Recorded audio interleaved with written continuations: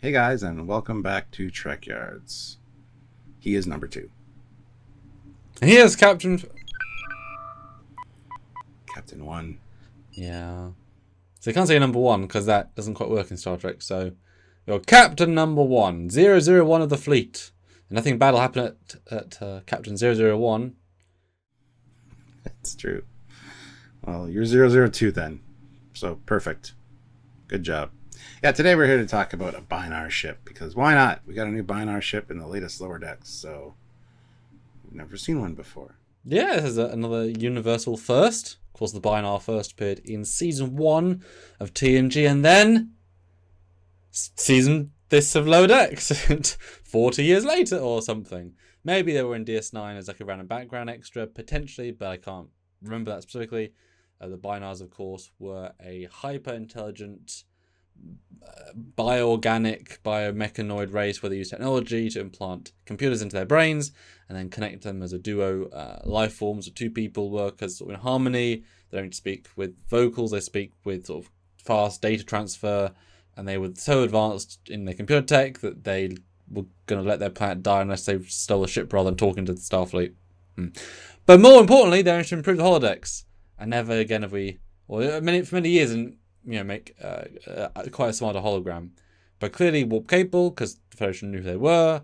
Members of the Federation, friendly-ish, people-ish, and not built for war or combat, just computer techs, basically. So yes, a ship.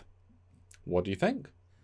We got a ship, and it looks pretty cool. I kind of like the design. It's very simplistic, but it's kind of a mirrored ship almost. I mean, the one side has a few details that the other side doesn't, which I wouldn't expect from a Bynar ship.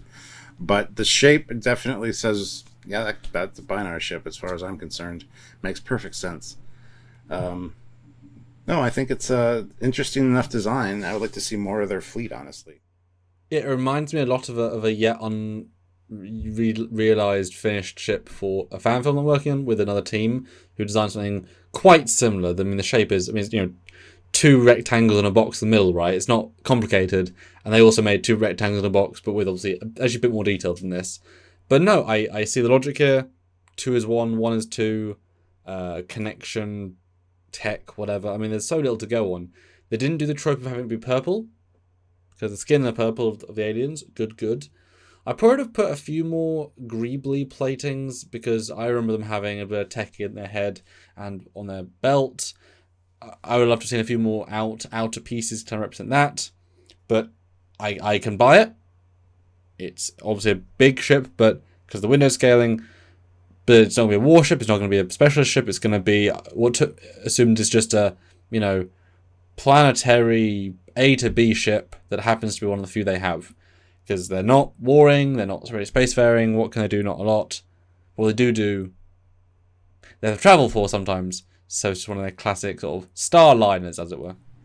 Yeah, it's funny you said the thing about the purple, though, because I was going to say, hey, it's got a purple hue to it, which is interesting. I think it has a purple hue to it anyway, the plating. Doesn't stand out as being purple, but I think it has a purple tinge enough to be representative of the Bynars, so... Yeah, I see saying. what you mean. I think if this was... It's a dark grey with a slight... I see what you mean, but it's obviously they went for a dark grey, etc. Yeah, I'm certainly confused by the one-sided... But I imagine that maybe won't represent the one side of their head has the tech, potentially. Maybe, yeah. That makes a lot of sense, actually. You're absolutely right, yeah. Although good point. Thank you. Although I think of Bynars, they're quite organically shaped. As silly as that sounds, they're quite curvy in their makeup, so I associate them with more curve shapes. But you could also argue that curves waste internal volume and build time, so nice, flat, simple shapes are more efficient, and if they're just technologically efficient, this would be efficient. Some boxes connected, right? There's no need for a design when it comes to ships that need to fly in space. There's no air resistance. Warp bubbles are not really dependent on that per se. Simple, effective. Yeah. We also got some interior shots as well, which definitely sticks to the purple theme. We get to see many Bynars doing many things, and it's interesting they're not always together. You see like one by himself for a second, and then another one comes in. So I always assumed that they were kind of always traveling in pairs, but I guess not.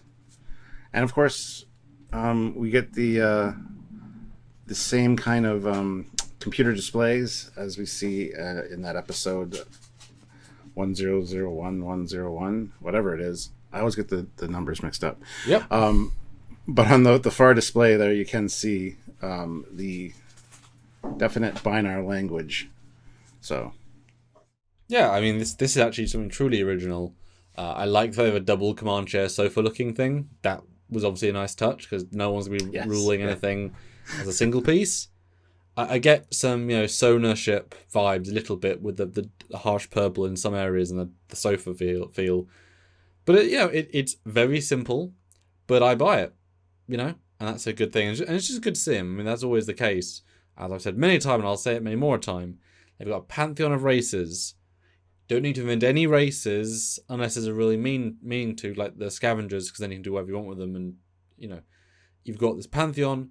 Find a race that, in this case, well, actually, I mean, if now, spoilers, that these people are being stolen, you can now look at it as what tech are they trying to steal from who and why. And the Bynars are very, very good computer operators and developers. So if you want to steal some people who can enhance your systems, these are absolutely top tier people. And if you want it not to look like there's a pattern of destruction, you would not attack them first and not steal them first. So that makes sense. And we might see in a later episode a cabal of different alien races now being forced to work on a project, and these guys doing a very specific purpose on it. So there's who has been picked might be very structural as well, which I hope for. Since we've had Klingons and Ferengi and Bynar and Romulans and Orions, lovely set of canon races, which is awesome. Maybe it's another species that's trying to unite the galaxy by just abducting everybody and merging them into one entity. That's one way of doing it. Maybe they all watched a very short Trek and realised that only by coming together in one homogeneous blob can we be at peace. Yes.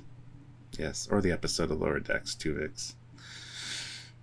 Well, that was a dumb piece. I know, but...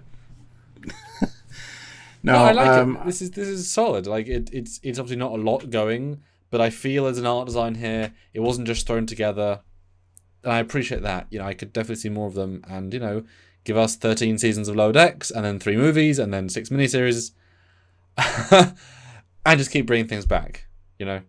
Like structurally, like for a reason, and develop it. And yeah, and I'm a big fan of the interior design colors as well. And even when the red alert goes on, it's purple. I think that's neat little touch. So, but yeah, the Bynars are here, and they're more fleshed out, which is great. Lower Decks does a good job of doing that kind of thing. So, thank you to Mike McMahon and team. Keep the good work, guys. Yes.